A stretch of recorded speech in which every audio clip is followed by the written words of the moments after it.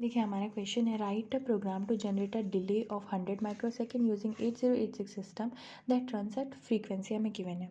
तो सबसे पहला स्टेप होता है कि फ्रीक्वेंसी को मेंशन कर लीजिए। ये सब हमारा क्वेश्चन है जो अभी धीरे धीरे देखते जाएंगे। तो सबसे पहले हमें डिले कितने का प्रोड्यूस करना है, 100 माइक्रोसेकंड। फ्रीक्वेंसी हमारे पास 10 मेगाहर्ट्ज़ दे रखी है, तो यहाँ लिखते हैं। देखिए 100 मिली सेकेंड का हमें डिले प्रोड्यूस करना है और फ्रीक्वेंसी हमें 10 मेगाहर्ट्ज़ दे रखी है। सबसे पहले टाइम पीरियड निकाल लीजिए जो 1/f होता है, जो इसको सॉल्व करने पे माइक्रो सेकेंड आएगा। हमें डिले के निकालना है। अब देखिए हम लोग को डिले की नीड क्या पड़ी। मान लीजिए हमारे पास एक माइक्रो प्रोसेसर है, उसमें हमने एलईडी को अटैच किया। तो अब ये तो माइक्रो सेकेंड्स में अपनी फ्रीक्वेंसी, इसकी क्लॉक फ्रीक्वेंसी 5 to 10 मेगाहर्ट्ज़ है, तो इतने सेकेंड के लिए ग्लो कराएगा फिर बंद कर देगा, तो हमें दिखेगा ही नहीं। तो हमें डिले की नीड पड़ी तो कि ताकि हम उसे देख सकें। अब है इंस्ट्रक्शन सेलेक्टेड। ये सब जो है हमारे एक लूप में कितनी क्लॉक रिक्वायर्ड है ये बताई गई है। तो लिखते हैं 1 loop requires how many clock, यहाँ से काउंट करना पड़ेगा 2 + 3 + 16। अब मूव सी एक्स काउंट को क्यों नहीं लिया गया, क्योंकि मूव सी एक्स काउंट सिर्फ हमारा क्या दे रहा है, इंस्ट्रक्शन दे रहा है। इंस्ट्रक्शन दे रहा है। काउंट क्या होता है कि हमारा काउंट जैसे लूप कितने बार चलना है, काउंट है एक काउंटर वेरिएबल होता है, काउंटर रजिस्टर होता है, जो कि ये स्टोर करता है कि कितने टाइम हमारा कोई भी लूप वर्क किया है। तो वो सिर्फ स्टोर या फिर वो हमें सिर्फ इंस्ट्रक्शन देने का काम आता है। ये लूप में कुछ भी क्लॉक प्रोड्यूस या क्लॉक सेलेक्टेड के काम नहीं आता है। तो हमारा देखना है कि टोटल क्लॉक कितनी रिक्वायर्ड हुई फॉर 1 कंप्लीशन, तो वो होगा 2 + 3 + 16। तो 1 लूप में हमारा 21, it requires 21 clock to complete 1 loop। तो अब हमें 1 लूप के लिए टाइम कितना लगा देखना है, तो वो क्या करना पड़ेगा 21 × TD। और TD कितना निकला हमारे पास, ये है 0.1, तो 0.1 माइक्रो सेकेंड, तो 2.1 माइक्रो सेकेंड हो जाएगा, जो कि 21 × 0.1 माइक्रो सेकेंड करने से आया। लूप भी हमने देख लिया कि एक लूप के लिए हमें कितनी क्लॉक रहेगी, 1 लीड रिक्वायर्ड क्लॉक, ठीक है, और time required for 1 loop completion. अब हम आगे बढ़ते हैं। इसके बाद जैसे हमने देखा कि एक लूप के लिए यूनिटरी मेथड लगा रहे हैं, 2.1 माइक्रो सेकेंड लगता है 1 लूप के लिए TD।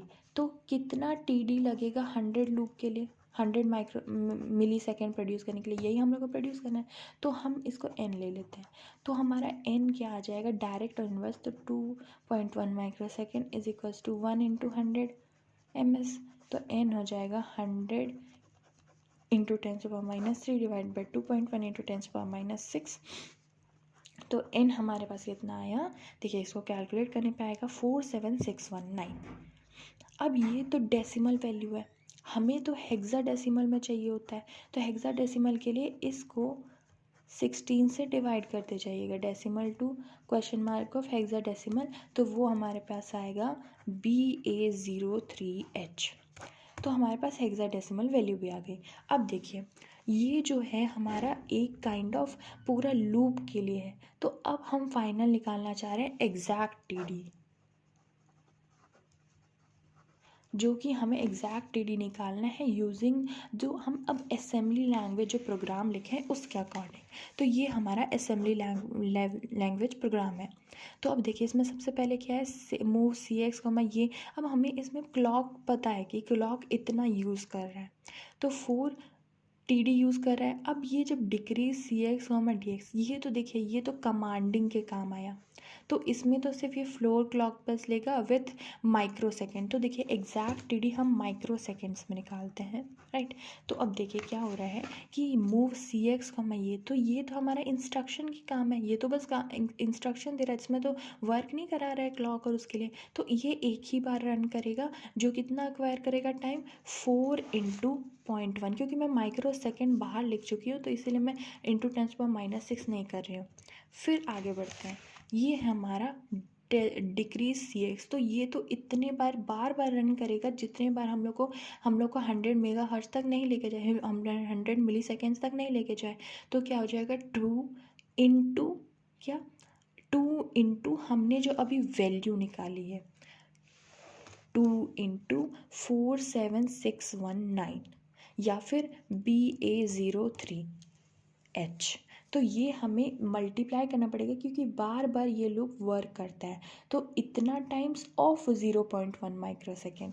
तो ये यहाँ क्या हो जाएगा, देखिए इसको साथ में लिख देते हैं, 2 और 3 और 16 सब में यही होगा, 2 16 3। बस ये रिटर्न में नहीं होगा क्योंकि रिटर्न तो जब ये पूरा काम चल गया तब होगा। तो ये और ये तो एक ही बार यूज़ हो रहा है। ओके, तो ये हमारा हो जाएगा 4 प्लस ये, तो इसको डायरेक्ट लिख देते हैं 12।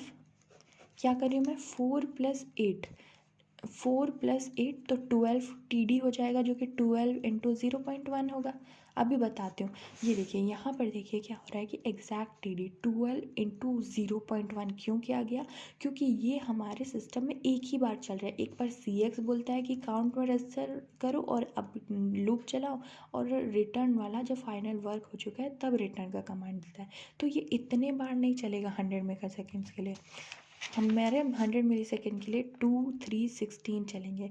तो 16 3 2 हमारा हो जाएगा 21, तो प्लस 21 इंटू 47619, 47619 इंटू 0.1, तो ये हमारा आ जाएगा 99.999 माइक्रो सेकेंड्स। तो ये हमारा एग्जैक्ट डिले 100 माइक्रो सेकेंड का हो गया।